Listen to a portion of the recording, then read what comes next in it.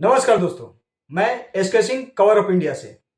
हमारे देश में अंधभक्तों की कमी नहीं है। जब सवाल पूछा जाता है, सत्ता से जब सवाल पूछा जाता है, तो वो लोग बोलते हैं आप बीजेपी और कांग्रेस कर रहे हैं। भाई, ये बीजेपी या कांग्रेस की बात नहीं है, ये हमारे अधिकारों की बात है। संविधान ने हम सबको एक वोट का अधिकार दिया है, 1 पर्सन 1 वोट, और उसके लिए अगर हम आवाज नहीं उठा सकते तो हमें कोई अधिकार नहीं है किसी भी नेता के ऊपर, चाहे वो पक्ष में हो या विपक्ष में, उनसे सवाल पूछ सके। आज हमारी चुनी हुई सरकारों से हम अगर सवाल नहीं पूछ सकते हैं तो विपक्ष से भी पूछने का कोई अधिकार नहीं होता है। जो सरकार सत्ता में होती है, सवाल उसी से पूछा जाता है, किसी और से नहीं। पर अंधभक्त लोग को ये समझ में नहीं आएगा।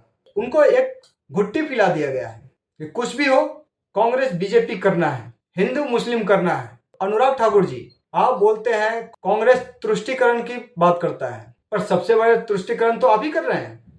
एक वर्ग के वोट बैंक के लिए कैसे लड़ाई लड़नी है, राष्ट्र की सुरक्षा के साथ कैसे खिलवाड़ करना है और सच्चे पक्के भारतीयों के वोट को नीचा कैसे दिखानी, ये राहुल गांधी जी और विपक्ष का आज का एजेंडा। और यूडीएफ एलडीएफ ने जो इस्लामिक रेडिकलाइजेशन का काम किया है और जिसको भारतीय जनता पार्टी वहां पे बार बार चुनौती देती है, और आप वहां पे फर्जी वोट क्या बनाने का काम करते हो आप लोग। पर आप एक समुदाय को टारगेट करके बताएं। आपने ये चिन्हित कर लिया है कि मुस्लिम अगर है तो वो सिर्फ कांग्रेस को वोट करेगा, किसी और को वोट करेगा ही नहीं। ऐसा क्यों आपने किया? सवाल तो आप भी कर रहे हैं। बिहार में एसआईआर हो रहा है, उसका एक डेटा 1 अगस्त को आ चुका है और फाइनल डेटा आपको सितंबर में आएगा। लेकिन इस बीच में करीब 65 लाख लोग का नाम काट दिया गया और उसका जवाबदेही चुनाव आयोग नहीं दे रहा है। आप 65 लाख लोगों का नाम काट सकते हैं, उसका जवाब नहीं दे सकते हैं, उसके बारे में बता नहीं सकते हैं, तो हमें यह बताइए जो जनवरी में डेटा निकल के आया था और अब जो डेटा आप निकाले हैं उसमें 22 लाख लोग से ज्यादा मर चुके कैसे? तो मुझे तो नहीं मालूम कि बिहार में ऐसा कोई सुनामी आया था कि 22 लाख लोग मर चुके हैं। अगर आपके नजर में ऐसा कोई सुनामी आया था जिसमें 22 लाख लोग बिहार के मर चुके हैं, तो वो भी डेटा शामिल कीजिए कि इस सुनामी में और इस प्रक्रिया के तहत बिहार में 22 लाख लोग मृत घोषित हुए।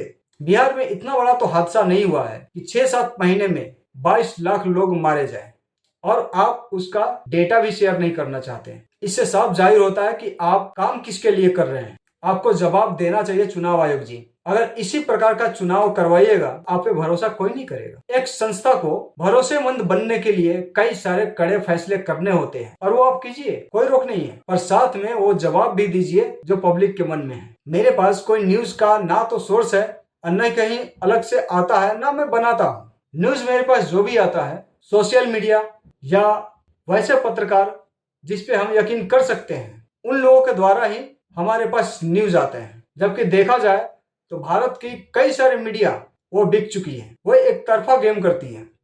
अक्सर पहले सुनता था मैं ईवीएम में गड़बड़ी है, लेकिन उसकी कभी जांच हुई नहीं, और जांच नहीं हुई इसीलिए कभी पकड़ा नहीं गया। लेकिन एक और चीज हुई है आज, और हुई है वो जिस इलाके से आप आते हैं, जिस जिले से आते हैं, पानीपत, बुआना लाखू गांव। 3 साल पहले सरपंची का चुनाव, 6 बूथ की ईवीएम खोली जाती है रजिस्ट्रार के सामने, और पाया जाता है जो जिताया गया था जिसे, वो तो हारा हुआ उम्मीदवार है, वो तो 51 वोट कम मिले हैं। तो यहां पर तो ईवीएम का घोटाले की बात वो फिर से मुख्य धारा में आती दिख रही है। ये जो केस सुप्रीम कोर्ट में पानीपत का जिसका आपने जिक्र किया है, ये आया है, इस बात की जांच सुप्रीम कोर्ट की निगरानी में होनी चाहिए कि भैया ये कैसे पॉसिबल है। नहीं भाई, पहली बार, ये अपने आप में ऐतिहासिक है, ये छोटी मोटी खबर नहीं है, नेशनल मीडिया नहीं दिखा रहा है, ये छोटी मोटी खबर कैसे है? सुप्रीम कोर्ट में ईवीएम खोली गई है, ये पहली बार हुआ है, जहां तक मेरी जानकारी है, ऐसा पहले कभी नहीं हुआ आदेश। तो ऐसा कहना गलत है कि ईवीएम में मैनिपुलेशन नहीं हो सकता। मशीन कोई भी हो, मैनिपुलेशन सब में होता है। आखिर मशीन को कमान इंसान ही देते हैं। अनुराग ठाकुर जी बोलते हैं नरेंद्र मोदी जी के नेतृत्व में बिहार में बहुत विकास हुआ, तो उनको ये भी बता देना चाहिए करीब 70,000 करोड़ से अधिक रुपए बिहार के लिए दिया गया था, उसका क्या हुआ। ये सबसे बड़े सवाल में संदीप चौधरी जी जब पूछते हैं बिहार में 70,000 करोड़ रुपए से ज्यादा का हिसाब बिहार सरकार क्यों नहीं दे पाई, तो उसका जवाब कोई देता नहीं है। करप्शन को भी नहीं। अब कैग की रिपोर्ट क्या कह रही है? वो कह रही है कि भाई 71,000 करोड़ रुपए का लेखा जोखा सरकार नहीं दे पा रही है। सही जो आंकड़ा है वो 70,877 करोड़। इस खर्च का प्रमाण पत्र ही जमा नहीं कराया सरकार ने। भाई हर चीज का हिसाब किताब देना होगा ना कि पैसे ये खर्च किए, कैसे किए, कहां किए। ये है जी सर्टिफिकेट, उसका नहीं दे रही सरकार। कई बार मांगा कंट्रोलर एंड ऑडिटर जनरल ने, तो अब कैग ने साफ कहा है कि बिना सर्टिफिकेट के ये माना जा सकता है कि इन पैसों का गबन कर लिया गया। और गबन करने में कौन कौन से मंत्रालयों में सीधे आरोप लगते दिखाई दे रहे हैं। पंचायती राज, गांव देहात से जुड़ा हुआ मामला 28,154 करोड़, शिक्षा 12,623 करोड़, शहरी विकास 11,065 करोड़, ग्रामीण विकास 7,800 करोड़ और कृषि 2,107 करोड़। ये खर्च हुए भी तो कागजात दिखा दो। क्यों नहीं दिखाए जा रहे कागजात? 31 मार्च तक दिखाने थे, नहीं दिखाए गए। देश में ऐसी कई सारी समस्याएं हैं, पर उस समस्याओं का समाधान करने के लिए सरकार अगर आए तो हो सकती है, पर सरकार नहीं चाहती कि उस सारे समस्याओं का समाधान हो जाए। आज के दौर में सरकार सिर्फ इस चीज पे लगी है कि अपने आप पे कितना प्रमोशन किया जाए। पब्लिक का प्रमोशन हो ना हो, लेकिन सरकार की प्रमोशन होनी चाहिए। पब्लिक के पैसे से चल रही सरकार, लेकिन प्रमोशन सरकार की ही होनी चाहिए।